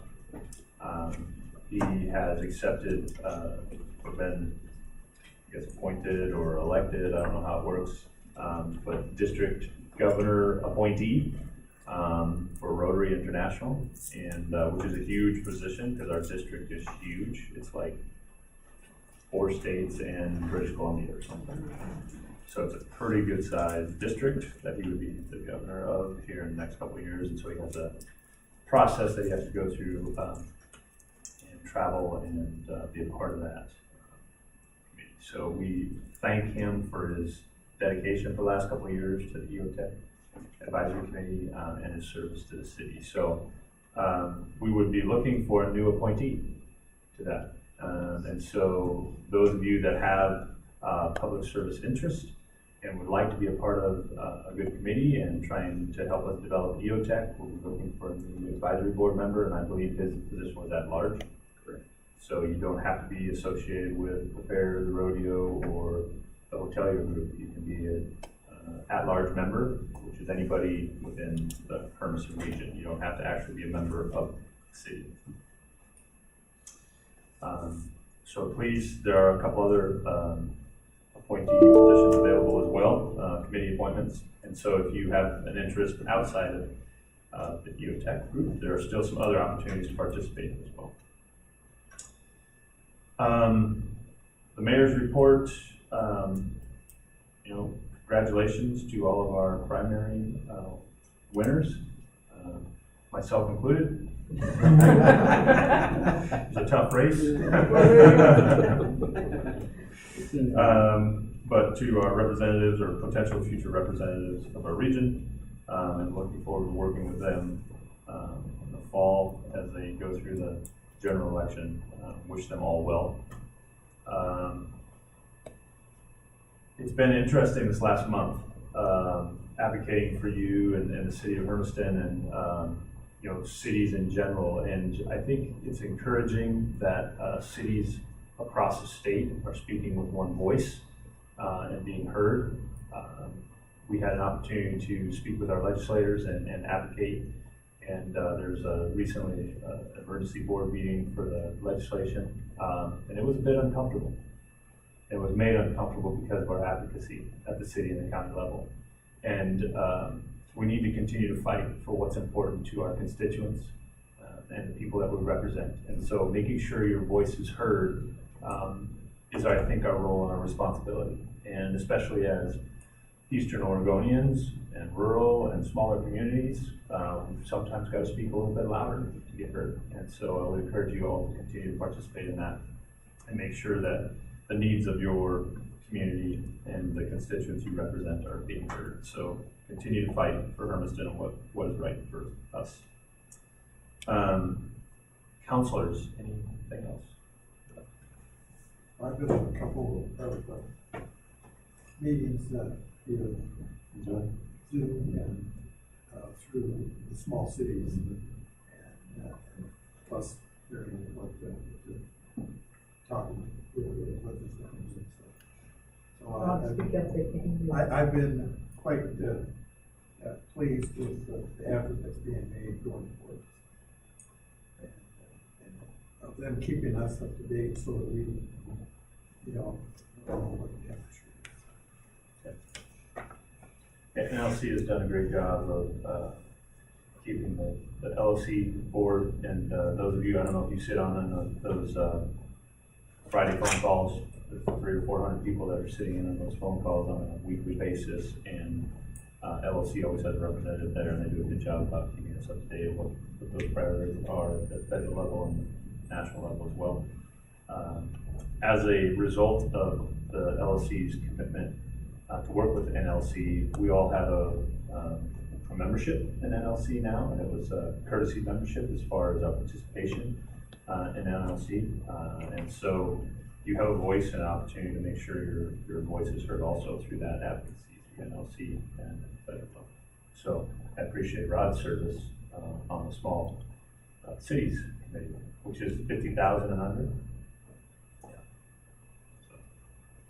Not so small compared to us. Yeah, well, sometimes they think that small cities, can't take care of themselves or, be capable of sending money down the pipe to us, because we're not big enough, right. I hate to disagree with them, we're doing quite fine in being able to manage our money and take care of the citizens. Yep. Even in a small community like 20,000, like Hermiston, we have capable, competent people hired who can advocate for us and spend the resources in an appropriate manner that is meaningful to our communities. Anything else from the council? Yes, sir. I guess I just want to remind everyone on the council and really more for our community members to follow the importance of the CDC guidelines that are out there. I know we've started to reopen, but I think it's just as important, to remind people for the public safety standpoint of making sure that we abide by the guidelines that the CDC has provided. I understand that there are times where maybe that's not possible, but attempting to following those guidelines are extremely important. We have many members of our community that are senior age, and we have many members of our community that are also minorities, which we know are greatly impacted by this virus. I know it's come to my attention, I'm sure a lot of people in the community, of what's going to happen this Saturday in terms of having a freedom rally. I would like to encourage the citizens to make sure that they participate in a safe way. I would never want to infringe on anyone's free speech. However, I don't really like bringing politics to the table, especially in a nonpartisan manner that is the city council. It's unfortunate that a scientific issue has identity politics now smeared across it. It's sad to see that something that's so scientific as wearing a mask to be kind and courteous to your neighbors is seen something as political now. Again, I don't really like to talk a lot of politics, considering it's a nonpartisan position up here, but I do care about the members of this community, and I really hope that if people choose to participate in these types of things, that they do so safely, that they know that they are impacting other people. I myself am not really concerned about me getting ill. I'm concerned about other people getting ill. I'm concerned about people in my family that have kidney failure, that they probably won't survive something like this. I'm concerned about the many people that are in at-risk categories that could be affected by this. So I ask citizens to please consider the safety of your neighbors. Consider the safety of others, and if you don't have anyone that's immediately impacted, try to empathize of what could happen if you did have somebody next to you. So that's my time. Yeah. Okay. Ms. Schmidt? And just a couple of things, it was mentioned a little bit earlier, but we're planning to go back to 2 meetings a month in June. And so June 8th will be our next meeting, and at this point, we're planning for that to be here. But we are looking at potentially transitioning down back to the library, to the Lanham Room, depending on just how different things go. But that's the second meeting in June, we're not sure the location yet. But Hopefully this facility starts renting out here. yeah, we don't want to get in the way of any paying customers. Paying customers. And then a couple of, I just wanted to inform the council, we've had a couple of police officers submit their resignations. Officer Elwood is going to be taking a position with Umatilla County as a deputy. And then Officer Chris McMahon is resigning to pursue a couple of personal businesses that he's been doing. Fishing is the one that I think he has the most passion about. He's been doing a fishing guide service and wants to devote more of his energy to that. So I want to let the council know we have been planning processes to hire to add the new SRO position. And so we'll just use those same processes to fill these other vacancies as they come. Well, Chief, we've passed along our thanks to those 2 officers for serving the city of Hermiston. I think both of them have been here significant periods of time, and appreciate their commitment to public safety in our community, and wish them the best in their new venture. That's it. Thank you. Okay, we are adjourned.